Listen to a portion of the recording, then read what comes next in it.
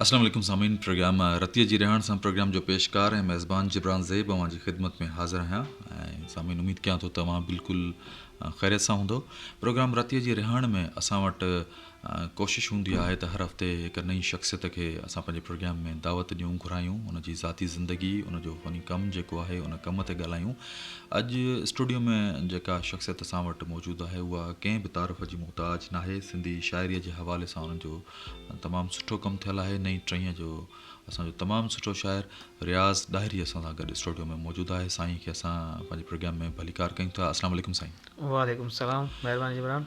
साईं, सभ खां पहिरियों असां हलूं था तव्हांजे जनम भूमीअ ॾांहुं, तव्हांजे ॻोठ ॾांहुं, त तव्हांजो जनमु कॾहिं थियो, कहिड़े साल में थियो ऐं कहिड़े ॻोठ सां तव्हांजो तालुक़ु आहे? बिल्कुलु, पहिरीं त सभ खां पहिरीं त रेडियो पाकिस्तान हैदराबाद ऐं तव्हांजी महिरबानी जो पंहिंजे हिन प्रोग्राम में शामिलु करे असांखे मान बख़्शियो। मुंहिंजो जेको जनमु आहे सो शहरु आहे असांजो शाहपुर चाकर, उन में जे भरिसां मुंहिंजो ॻोठु आहे, उनजो ई ॻोठु आहे उमरदारे जे नाले सां, ऐं उते मुंहिंजो जनमु थियो 1973 जे अप्रैल जी 3 तारीख़ ते। ऐं उहो असांजो ॻोठु, असांजो शहरु को तारीख़ी शहरु आहे ऐं ज़िले सागड़ जो, तहलके शदापुर जो। तव्हांजे बाबा साईं जो नालो या छा कंदा हुआ पाण?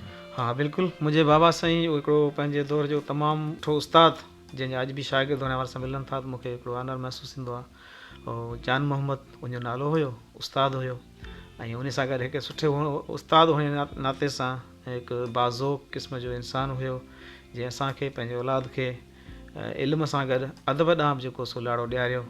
ऐं असांजो बाबा पंहिंजे ई वक़्त खां वठी रेडियो पंहिंजे रखंदो हुयो घर में, ऐं चवंदो हुयो त पुटु हिन मां काफ़ी कुझु सिखी सघिजे थो। ऐं उहो रेडियो असां लाइ बाबा जी तरबियत अॼु असांजी कामयाबी में हुनजो असरु शामिलु आहे। माशाल्लाह, ॾाढो सुठो। तव्हांजी इब्तिदाई तालीम? हा, इब्तिदाई तालीम असांजी पंहिंजो ॻोठु आहे प्राइमरी जो, मुंहिंजो उते ई 5 दर्जा मूं पास कया प्राइमरी जा। उन खां पोइ वरी हाई स्कूल शाहपुर चाकर में, ऐं उन खां पोइ कॉलेज लाइ सचल सरमस कॉलेज नवाबशाह, इहो ई करे सघे रेगुलर। उन खां पोइ प्राइवेट जेके से पढ़े। अच्छा, तव्हांजी इब्तिदाई तालीम जॾहिं तव्हां ॻोठ खां शुरू कई, उन खां पोइ तव्हां अॻियां पंहिंजी तालीम हासिलु करण लाइ ॿाहिरि निकितव ॻोठ खां, इहे इन मरहले में कुझु तकलीफ़ूं साम्हूं ईंदियूं आहिनि, त कॾहिं तकलीफ़ूं पेश आयूं तालीम हासिलु करण लाइ? तकलीफ़ुनि जी ॻाल्हि कयूं था त जिब्रान साहब तमामु घणी तकलीफ़ ॾिठियूंसीं, छो जो असां बुनियादी तौर ते आऊं सम्झो त हिकु बकरार जो पोटो आहियां, ऐं उन पंहिंजी पुट खे, ऐं मुंहिंजी ॾाॾी जेका आहे सा हिकिड़ी पोरियत हुई, माना असांजे ख़ानदान में केरु पढ़ियलु कोन हुयो हिन खां अॻु में, त असांजे बाबा खे उन्हनि पढ़ायो हुयो ऐं पढ़ाए उन दर्जे फाइनल कराए, उन खां पोइ उनखे इहा टीचिंग जी मिली हुई। ऐं पोइ बाबा हिकिड़ो पुटु हुयो मुंहिंजे ॾाॾे खे, त उन जेको आहे सो असांजी उन पंहिंजी सिर्फ़ु पघार मां, जेका मूंखे यादि आहे, मूं उनजी सर्विस बुक जेका ॾिसंदो आहियां त 64 रुपया हुनजी पघार जेका आहे सा हूंदी हुई। उन पघार मां असां 6 ॿार, हिकिड़ी भेण ऐं असांजी अम्मा, उहो सॼे कुटुंब जो कारोबार हलाइण लाइ, त तव्हां सम्झी सघो था अॼुकल्ह दौर में असां लखे रुपया कमायूं था, कीअं था हलूं, त उन दौर में उन्हनि कीअं फेस कयो हूंदो। त तमामु ॾुखे प्राइमरी त पास करे वियासीं, जो मक़ामी तौर ते हिकिड़ो ॻोठु हुयो, ऐं हाई स्कूल बि असां पंधु वेंदा हुआसीं, 3 किलोमीटर जो पंधु करे, थोरो परे कोन हुयो उहो बि, उहो तमामु ग़रीबीअ में। ऐं जेका कॉलेज वारी पढ़ाई हुई उहा बाबा रिटायर करे चुको हुयो, ऐं असांखे तक़रीबन 6 रुपया रोज़ु मिलंदा हुआ। अच्छा। जो उन्हनि ते गुज़ारो करिणो हूंदो, किरायो ॾियणो हूंदो, ऐं कॉलेज पढ़णो हूंदो हुयो। ऐं असां सम्झंदा हुआसीं त बाबा जेको सो असांखे उहो अफोर्ड एतिरो न पियो करे सघे, पर पोइ हुन करे असां मां त कोन कढिया। ऐं ईअं पोइ हसरतूं थींदियूं, का शइ ॾिसंदा हुआसीं त इहे वठिजे न वठिजे, पर गुरबत जो ज़मानो यादि अचे थो, ऐं अॼु वरी अलाह साईं उन मुक़ाम ते आंदो आहे, त उनखां इलाही मुख़्तलिफ़ आहे। ऐं यकीननि उनजी तरबियत शामिलु हुई, महिनत शामिलु हुई, गुरबत खे दिलि सां क़बूलियोसीं, त अॼु हिन मुक़ाम ते पहुता। यकीननि दिलि सां जॾहिं तव्हां तकलीफ़ुनि खे बर्दाश्त कयो ऐं पंहिंजी गुरबत खे चओ था तव्हां क़बूलु कयो, तॾहिं अलाह तबारक व तआला तव्हांखे अॼु हिन मक़ाम ताईं पहुचायो आहे। असांजे साम्हूं लाइ तव्हांजो नालो को नओं न आहे, यकीननि जॾहिं हुनजे कननि ताईं पहुचे थो, त रियाज़ डायरी अॼु असां प्रोग्राम रतीअ जी रिहाण में मौजूदु आहे, त हुननि वटि तव्हांजी शाइरी, उन्हनि वटि हिकिड़ो तसवुरु तव्हांजो आहे। तव्हांजी रेडियो जे ॿुधण सां बि तमामु घणी वाबस्तगी रही आहे। तव्हां ज़िक्र कयो हो मूंसां त तव्हां केतिरा ई प्रोग्राम केतिरे ई ज़माने खां तव्हां ॿुधंदा पिया आया, त रेडियो जे कहिड़नि प्रोग्रामनि खे तव्हां ॿुधो पिए, या कहिड़नि कंप्यूटर्स खे तव्हां पंहिंजे वक़्त में ॿुधो आहे? जॾहिं जॾहिं मूं रेडियो ॿुधणु शुरू कयो, तॾहिं शुरू में त सिर्फ़ु आवाज़ सां ई वाबस्तगी हूंदी, ॿुधंदासीं, पर पोइ जॾहिं थोरो थोरो शऊर ईंदो वियो, त पोइ उन मां वरी सिखण बि शुरू कयोसीं। ऐं मूं जॾहिं रेडियो ॿुधो त मूंखे उन वक़्तु जो मूंखे ॻोठ वारा चवंदा हुआ रियाज़ रेडियो वारो। ऐं ॿी हिकिड़ी ॻाल्हि तव्हांखे इन सवाल जे जवाब खां अॻु में हिकिड़ी इतफ़ाक़ी ॿुधायां, तव्हांखे अजीब लॻे त मुंहिंजो जेको नालो रियाज़ अहमद आहे उहो बि रेडियो पाकिस्तान ताईं वरितलु आहे। रेडियो पाकिस्तान ते जेका इंग्लिश में ख़बर हूंदियूं सो रियाज़ अहमद ख़ान पढ़ंदो हुयो। हिन में 60s में, पोइ 70s में, 80s में बि हुन त पढ़ी, पोइ रिटायरमेंट खां पोइ बि हुनजो ख़बर पढ़ियो। पोइ मुंहिंजी वालदा नालो ॿुधंदी द न्यूज़ रेड बाय रियाज़ अहमद ख़ान, त उहो नालो हुते ॿुधी पहुची मूंखे पुटु चवंदो त नालो रियाज़ अहमद रखंदुसि। पोइ नालो मुंहिंजो रेडियो ताईं वरितलु आहे। ऐं पोइ रेडियो ॿुधण जॾहिं आहे त ख़ासि तौर ते सुबुह जो सुबह मेहराण, वरी सुगंध, तॾहिं सुगंध 11 बजे ईंदो हुयो, पोइ 3 बजे थियो हुयो। शाम जो फतेह खान जी कचहरी हूंदी हुई, राति जा जेके प्रोग्राम हूंदा हुया, यानी पढ़ाई खां पोइ जेको टाइम बचंदो हुयो उहो मुंहिंजो तक़रीबन रेडियो ॿुधण में लॻंदो हुयो। ऐं रेडियो मां पाण सां हमेशह रखंदो हुउसि, ऐं पॉकेट रेडियो बि रखंदो हुउसि। ॿाहिरि वञा पियो त रेडियो ज़रूरु जेको सो इंजॉय कंदो हुउसि। त उन में प्रोड्यूसर सुठा प्रोड्यूसर उन वक़्तु जा मोहम्मद अली बांभण, साईं अल नवाज़ ख़ासकेरी साहिब जन जा खोड़ सारा नाला, ऐं मेज़बान में साईं नसीर मिर्ज़ा, साईं ज़ेब सिंधी। ख़ासि तौर ते साईं ज़ेब सिंधी नालो अचे थो त अॼु शाइरी जे जंहिं मक़ाम ते पंहिंजो पाण खे महसूसु कयां थो, जेको नंढो मक़ाम, नंढो माण्हू आहे शाइरी जी दुनिया में, त उते उत्साहण वारो रेडियो पाकिस्तान जो ई माइक्रोफोन, सुगंध जो प्रोग्राम जो सिलसिलो ॾियारी अलाट, उतां ज़ेब सिंधी साहिबु। 1992 धारे मूं जॾहिं साईं ज़ेब सिंधी साहिबु प्रोग्राम शुरू कयो त 9 तख़लीकारनि खे मौक़ो फ़राहम कई त दोस्त पंहिंजी शाइरी मोकिलीनि ऐं असां प्रोग्राम में शामिलु कंदासीं। मूंखे बि शौक़ु थियो तव्हां भला शाइरी करे ॾिसां। पोइ मुंहिंजो पहिरियों मुंहिंजो गज़ल लिखियो हुयो 1992 में, ऐं जॾहिं मूं रेडियो पाकिस्तान ते मोकिलियो त सुगंध प्रोग्राम में, त ज़ेब सिंधी साहिब जो उहो जेको मुंहिंजो गज़ल हुयो उहो प्रोग्राम जे शुरूआति में पढ़ियो। मूंखे एॾी ख़ुशी थी, गज़ल मोकिलियो त सभई सूर सीने समाए हलियासीं, असां नींहुं पंहिंजो निभाए हलियासीं, अंदर ई अंदर में या मातम मतो पियो, मगर मुर्क मुख ते सजाए हलियासीं, असांजे जीवन जो इहो फ़लसफ़ो आहे, रोई पाण ॿियनि खे खिलाए हलियासीं। त काफ़ी ॿिया बंद हुया हिन जा। त मूं जॾहिं पंहिंजो गज़ल ऐं रेडियो तां ॿुधो त मुंहिंजी ख़ुशी इंतिहा जेका असां न हुई। ऐं उतां ई गज़ल पढ़ण खां पोइ ज़ेब साईं जन जेका उत्साहण जे हवाले सां ॻाल्हाया 2 टे लफ़्ज़, उन मूंखे इन माना अॻियां हिन मैदान में आंदो। ऐं पोइ आउं जेको आहे सो मजबूर थियुसि त इन शाइरी खे मूंखे जारी रखिणो आहे, जो एतिरी मूंखे हिकिड़ो रिस्पॉन्स मिलियो आहे। ऐं पोइ मूं लिखणु शुरूआति कई, ऐं अॼु कॾहिं साहिब किताब थियो आहियां तॾहिं रेडियो पाकिस्तान हैदराबाद सुगंध ऐं साईं ज़ेब सिंधी करे। केतिरा किताब तव्हां? हा, शाइरी मुंहिंजो हिकिड़ो किताबु छपजी चुको आहे 2018 में शफ़क़ रंगी शाम जे नाले सां, ऐं ॿी शाइरी जेका आहे सहर ॾियण वारे हुन में प्रोसेस में आहे। बाक़ी उनखे अलावा नसर जे हवाले सां हिन वक़्तु हिकिड़ी किताब ते कमु मुंहिंजो हले पियो, जो मुंहिंजो शहर आहे शाहपुर चाकर, तारीख़ी शहर आहे, सदीअ जी शुरूआत जो शहर आहे। त उन जे तारीख़, उन जा माण्हू, उन जी शख़्सियतूं, उन जा इदारा ऐं उन जी जेके माग मकान, उन हवाले सां हिकिड़ो किताबु आहे, उन ते कमु हले पियो। रियाज़, इहो तमामु वॾो कमु आहे त तव्हां जॾहिं पंहिंजे ॻोठ ते कमु कयो था, तव्हां जॾहिं इंटरव्यू खां पहिरियों पाण वेठासीं, तव्हां मूंखे ॿुधायो पिए त तव्हां शाहपुर चाकर, उतां जूं शख़्सियतूं, उतां जा ख़ाका, उन्हनि जा हिकिड़ो तमामु वॾो कमु आहे। ऐं ईंदड़ वक़्त में जेका असांजी ईंदड़ नसुल आहे, उन लाइ हिकिड़ो वॾो डॉक्यूमेंट आहे। कॾहिं बि अगरि शाहपुर चाकर जो नालो खणिजे त यकीनन पोइ उहो तसवुरु ईंदो त रियाज़ डायरी जो हिकिड़ो किताबु आहे जंहिंमें इहे सभु शयूं असांखे मिलनि थियूं। अॻिते वधूं था त कहिड़नि फ़नकारनि खे तव्हां रेडियो ते ॿुधो, जंहिंखे तव्हांखे बेहदि पसंदि हुआ, जिनखे तव्हां तमामु शौक़ सां ॿुधंदा हुआ? हा जबरान, फ़नकारनि जे हवाले सां त मुंहिंजे सिंध में जिन बि ॻायो आहे, सिखी ॻायो आहे, उहे मूंखे वणिया फ़नकार आहिनि।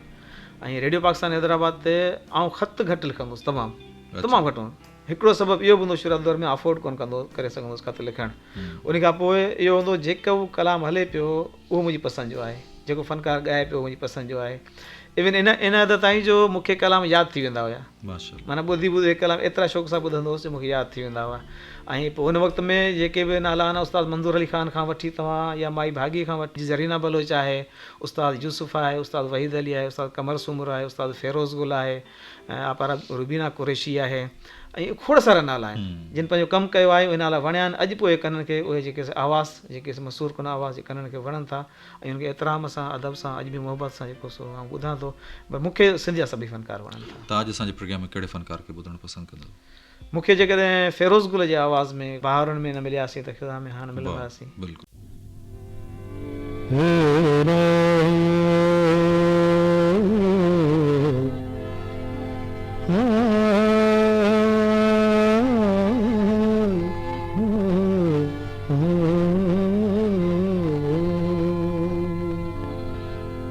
बहारुनि में न मिलियासीं,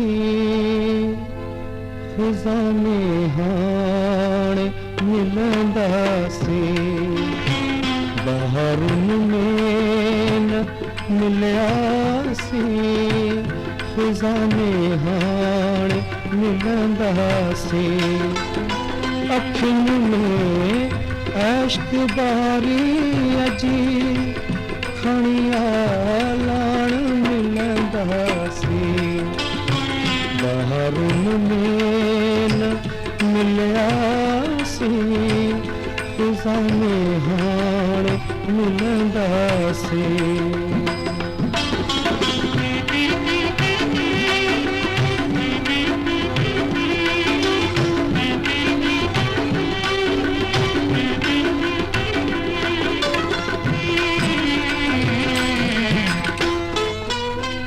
ॾखण जी हीर थधड़ीअ में मिली विछड़ी वियासी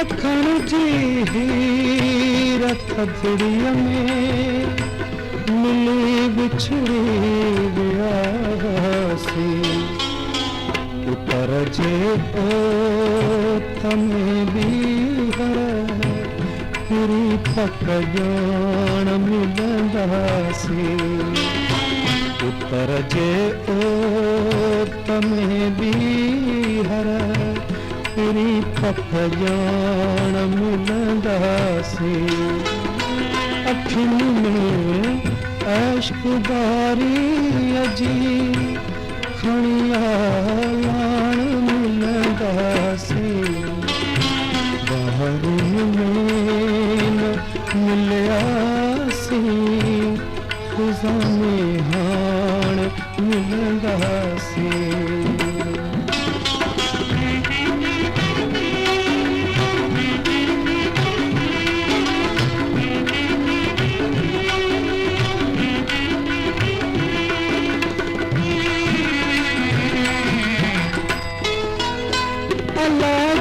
छो न तू दिल खे वणनि चांदो पियूं रातियूं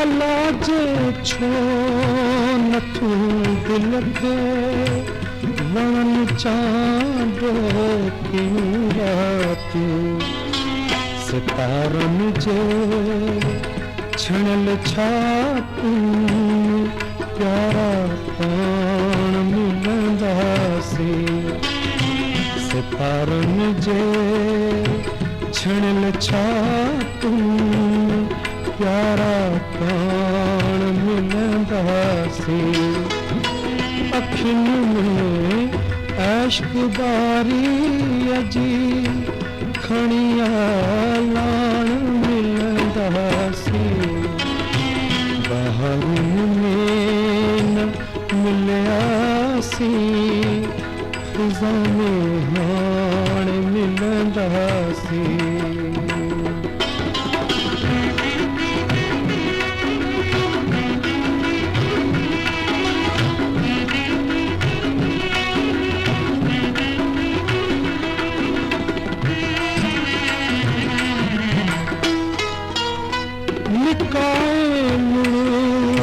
कवींदासी सजाए मुरुक ईंदासी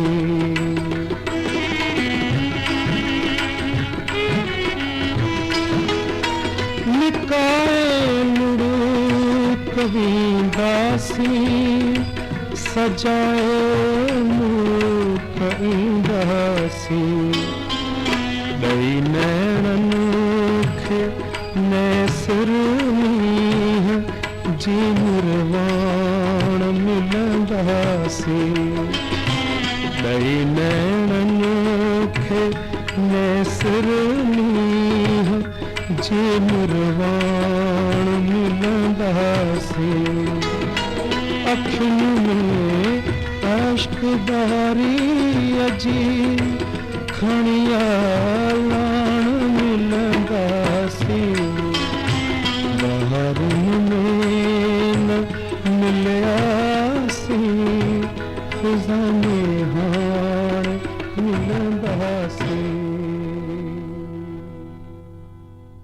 सामिन प्रोग्राम रती जी रहण में अॼु असां सां रियाज़ डायरी मौजूदु आहे। रियाज़ डायरी जो सिंधी अदब जे हवाले सां बि कमु आहे, पर हाणे हलूं था उनजे पेशे जे हवाले खां त हींअर तव्हां छा कंदा आहियो असांजे सामीन खे? हा, मुंहिंजी जेको पेशो आहे सो अल्हम्दुलिल्लाह मुंहिंजे बाबा जो जेको तससुल आहे उस्ताद हुअण जो उहो ई आहे। ऐं प्राइमरी उस्ताद आहियां ऐं उन में आउं पंहिंजे पाण तमामु ख़ुशि नसीबु सम्झंदो आहियां त हिकु इज़त वारो पेशो आहे।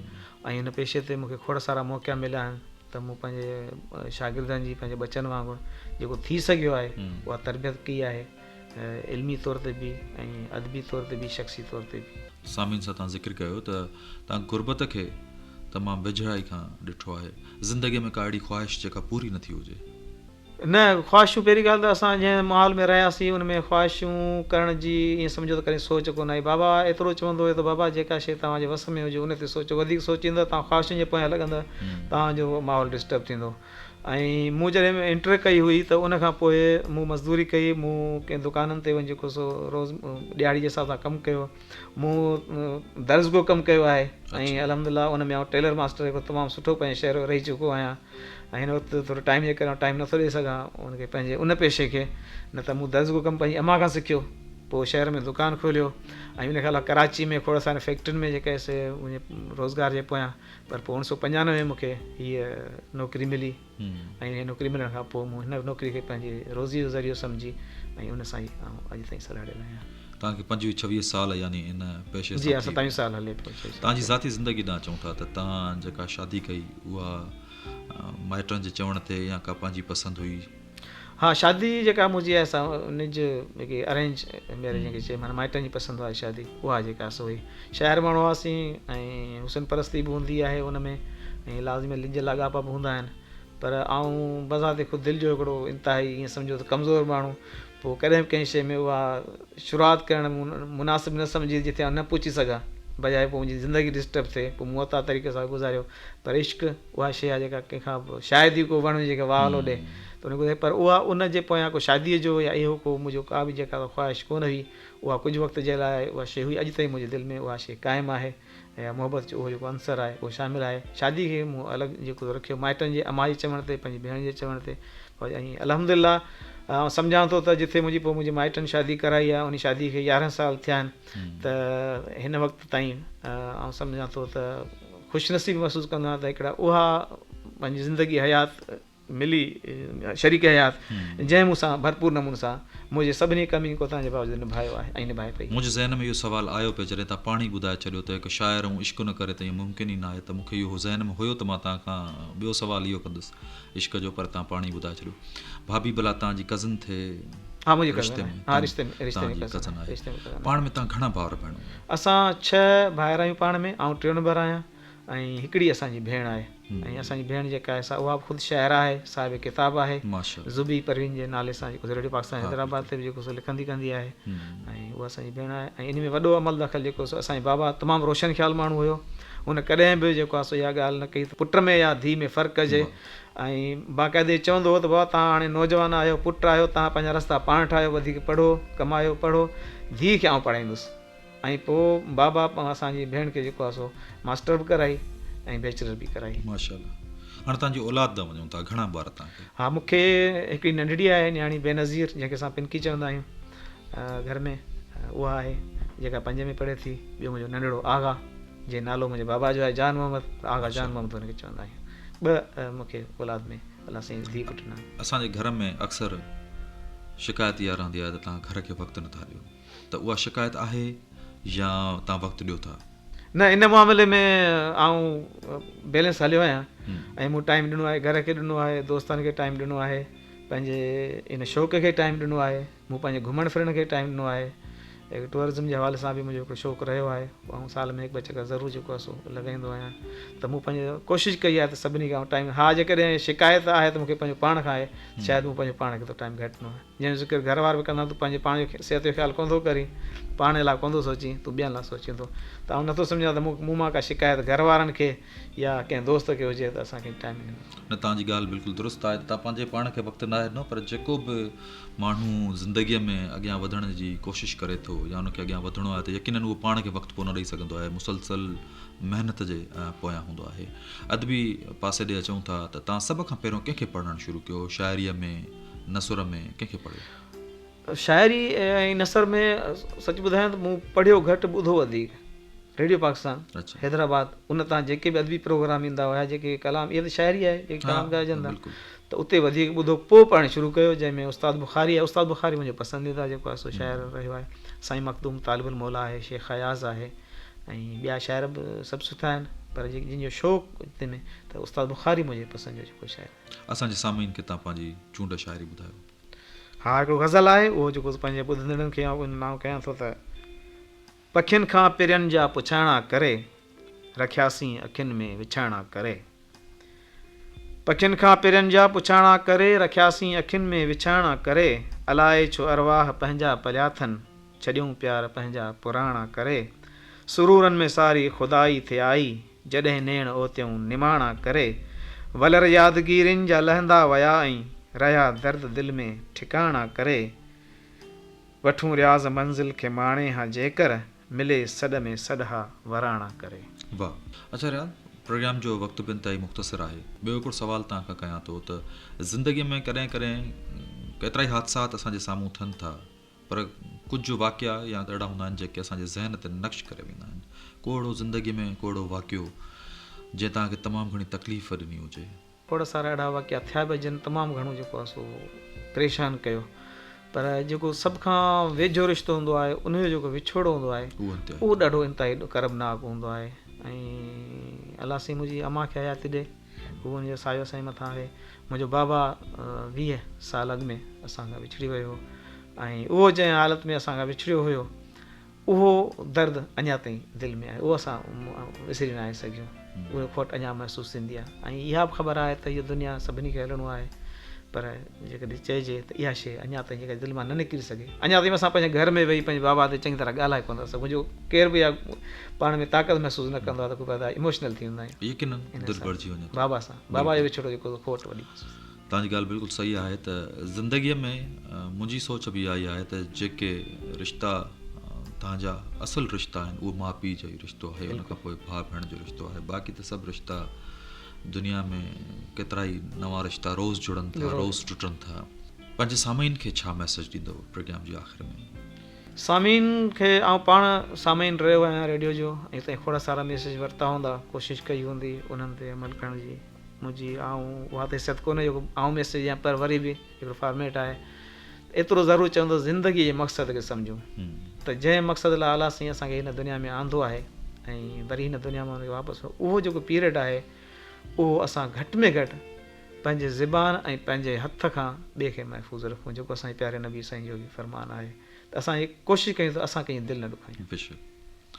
वॾी महिरबानी रियाज़, तव्हां असांखे टाइम ॾिनो। महिरबानी। प्रोग्राम रतीअ जी रहण पंहिंजे पेशकार ऐं मेज़बान जिब्रान ज़ैब खे नई दुआनि सां इजाज़त ॾींदा। शाल जिथे हुजो हपात हुजो।